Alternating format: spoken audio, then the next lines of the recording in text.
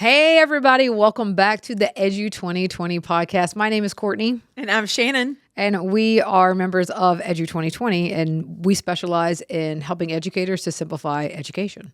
So much education every single episode. 24/7. All right. So let's get into all the fun things today. What are we going to talk about today? Well, we're going to be talking about some sensitive subjects today. So if there's children in the car or if you've been personally victimized, you must know the topic is lesson planning. Oh, if you've been victimized, you are eligible for compensation. You are not. Do not take her word on that. Okay. Just kidding. Just kidding. But we're going to be getting back into the priority skills that we mentioned in the first two episodes. Mm-hmm. We kind of went on a rabbit trail on other things that were important, but we're getting back into the priority skills. And just as a recap, what were the priority skills, Shannon? So priority skills include classroom management, behavior management, student engagement, lesson planning, and delivery of a basic lesson. Those are the core skills every teacher needs to be really strong at to have good, effective instruction. And for those of you who have never joined us before, we believe that there are two different ways to support teachers, and that's in building their knowledge. That could be through standards or through learning the curriculum or content.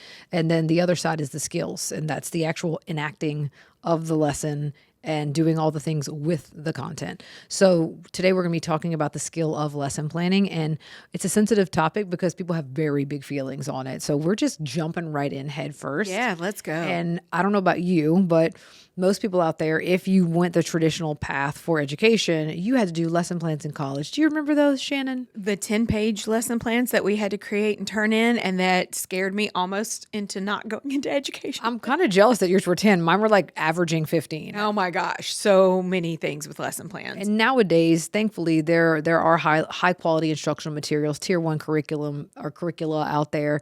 So it made life a little bit easier, but for some people, they don't feel that way. But it does make things a lot more level for all students to have a curriculum. The trick is now, because so many curriculums are scripted or give so much guidance, teachers feel like they're either teaching from someone else's lesson plan or it's already all done for them. Yeah. And they don't really know how to take ownership over that lesson planning process. Mm-hmm. So we're going to talk about a few simple moves that we give our partners, because we partner with districts and with teachers and leaders all over. And we're going to a new state pretty soon. We'll probably talk about that after we come back. But we ask for 4 things, because I know when I first got curriculum, it was just do it all, do everything. Yeah, let's pause here because I want you to tell a little bit about when you were first told, annotate your lesson plans. So you've got this scripted curriculum, so annotate your lesson plans. And what did that mean to you? Well, when I was told to annotate my lesson plans, everyone has a different definition of annotation. So I would color my hot questions. I'd highlight them in red because they were hot. See what I did there? And then I'd highlight my teacher answers, the anticipated answers in yellow. And so basically all I ended up doing was a coloring contest. Sounds like a paint by number. And it was literally to check a box. And what we don't want is for lesson planning to become a compliance thing, not one more thing to add to a teacher's list of things to do.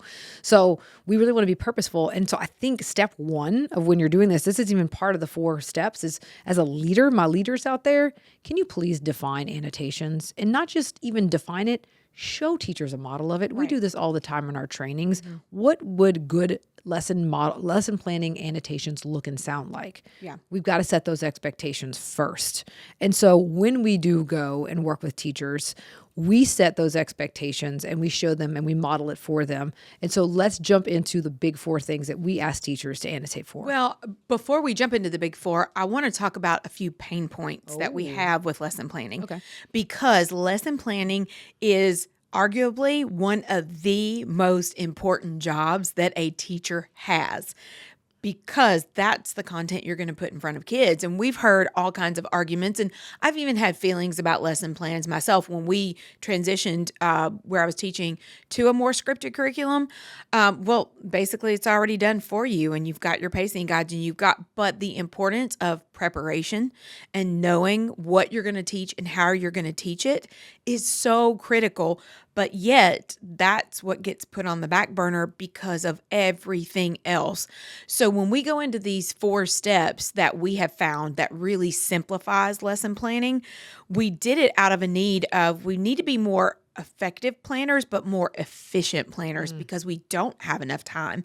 No. And some people like to have a life outside of school. What? What is that, right? That's like when your kids see you at Walmart and they're like, wait, you don't live at school? Exactly. No, I live under the desk at school.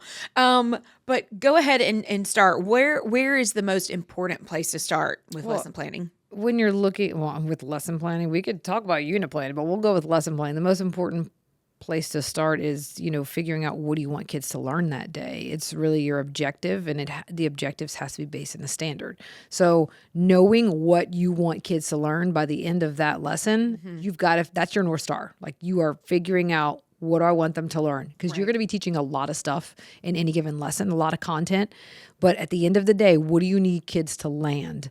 You've got to focus on that. That's the first thing, is just the objective. And of course, you don't just make up an objective out of the clear blue sky. You use your curriculum and your standards to figure out, what do kids need to know by the end of this lesson. And some curriculums are better than others by clearly stating that. And There's no perfect curriculum? I know, clutch your pearls. Oh my There's gosh. no perfect curriculum.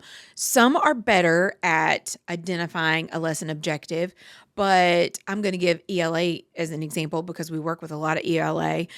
There's a lot of standards that are important, but it's narrowing down what's the most important focus, because if everything is equally important, then nothing's really important. So I think that's subtly tricky, sometimes finding the clear objective. And I like that question that you used, is what is the thing the kids have to land or learn by the end of this lesson? And we could really get even deeper in that, because you mentioned ELA. That could be a whole session. I know. We might have to dive into that later. Yeah. But like with ELA, you might be building some knowledge with the text and practicing skills. Same thing with social studies. So it depends, but you've just got to know, what do you need them to land by the end? That's the first thing, is just what is the objective, and it has to be based on the standard. So that's where we tell teachers to start. And a lot of curriculums do identify that for teachers, but they've got to really understand it, because a lot of them will just put a standard next to it, and that doesn't mean anything. It's just another number. Right. But really digging in and figuring out, what do I want kids to learn? That's the first thing. Perfect.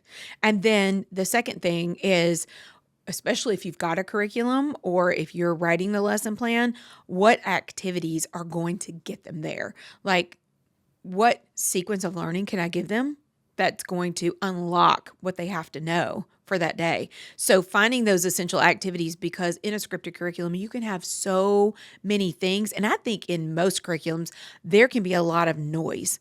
And it's deciding what's the most important. Especially, we work with so many teachers who want to do the absolute best job, and they're trying to get to every single activity for a lesson. Sometimes it's physically impossible. So knowing where to prioritize and what's the most important activities will get them there is one of the next places to go in your lesson planning. And to add on to that, how do you determine what's the most important? Well, we have our objective, but the third thing we ask people for is, what is your check, your lesson check? So you've got an objective. What do you want them to learn? You've got a lesson check. How are you going to know they learned it at the end of the lesson? And then based on those two bookmarks, you find those essential activities. Yeah. And that's how you kind of prioritize. And I'm not saying skip things. It's just that you're going to spend more time on the more important things. You're going to get kids more deeply engaged in the most important things. This is where we get in trouble with pacing, y'all. Everyone always, I don't have enough time. No, we don't have enough time. Let's be real. Educators don't. Nope. But within a lesson, we got to focus on what we can control, and we can control identifying what the most important content is and how kids can engage in it. And so we have our objective, we have our essential activities, and we have a lesson check. What is the fourth thing we ask teachers to do? Okay, this one is where a lot of curriculums leave out, or it feels like a lot of extra planning. We already talked about it in a previous episode, but it's the how am I going to engage students in the thinking and learning?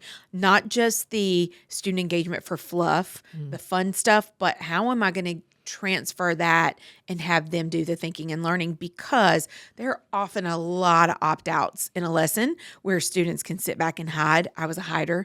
I know that's shocking. What? Right? Exactly. So the engagement piece is critical because we're not just lesson delivery systems or content delivery systems. We've got to help the students think. And that changes by the class. Let's be real. My engagement for learning might have looked totally different in first hour than it did in fourth hour, the last class of the day. We were all just definitely surviving in these streets by the end of the day. But we definitely need to plan ahead of, just because I think there's been a shift, right? When we first got, or when you do first get your curriculum, you really start planning for teaching.